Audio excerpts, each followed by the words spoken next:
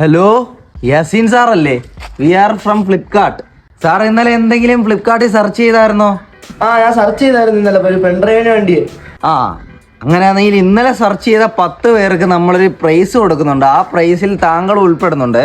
Sir എത്രയും പെട്ടെന്ന് ഈ പ്രൈസ് ഞങ്ങളെ നിന്ന് കൈപ്പറ്റണം. ആണോ? എനിക്ക് വിശ്വസിക്കാൻ പറ്റുന്നില്ല സാർ. എന്തൊക്കെയുണ്ട് സാർ പ്രൈസ്? ഇതിനകത്ത് ഒരു പെൺഡ്രൈവും പിന്നെ വേറെ കുറച്ച് ഇലക്ട്രോണിക് ഐറ്റംസും ഉണ്ട്. അപ്പം താങ്കൾ ഇതിലൊരു ഭാഗ്യവാനായിരിക്കുകയാണ്. ഓണ സമ്മാനം അടിച്ചിരിക്കുന്നതിൽ താങ്കൾക്ക് കൺഗ്രാറ്റുലേഷൻസ്. പെൺഡ്രൈവ് സാർ, ഒരു എക്സിക്യൂട്ടീവ് പാൻ്റൊക്കെ ഇട്ട് ഷൂ ഇട്ട് ഇഞ്ച് ചെയ്ത് കുളിച്ച് കുട്ടപ്പനായി മുടിയും ചീപ്പി അങ്ങ് വെളിയിലിറങ്ങി നിൽക്കണം.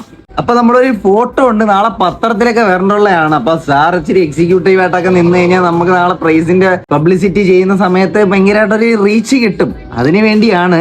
കൃത്യം 2 മണിയാകുമ്പോൾ വീടിന് വെളിയിലോട്ട് ഇറങ്ങി അങ്ങ് നിൽക്കണം. നമ്മൾ അവിടെ അങ്ങ് വരും. ഓക്കെ സാർ, ഇതാ 10 മിനിറ്റ് ഒന്നല്ല, ഞാൻ 2 വട്ടം ഇഞ്ച് ചെയ്ത് എപ്പോ ഇറങ്ങിക്കതാ വരുന്നു.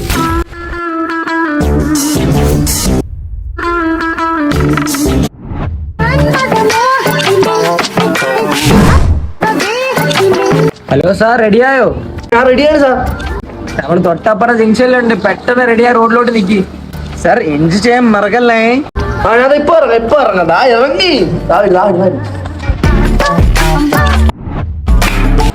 ഹലോ സാർ, ഞാൻ നാട്ടെ വീടിന്റെ വെളിയിൽ പോണു സാറേ.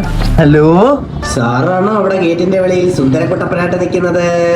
ആഹാ, നല്ല രസമുണ്ട് കേട്ടോ കാണാൻ. ഉഷാറ് തന്നെ, ഉള്ളം തന്നെ. അതെ സാർ, ഞാനാണ് ഇവിടെ നിൽക്കുന്നത്. സാർ ഇവിടെ വന്നോ? സാറ് ജസ്റ്റ് ഒന്ന് സൈഡിലോട്ട് നോക്കൂ, റൈറ്റ് സൈഡിലോട്ട്.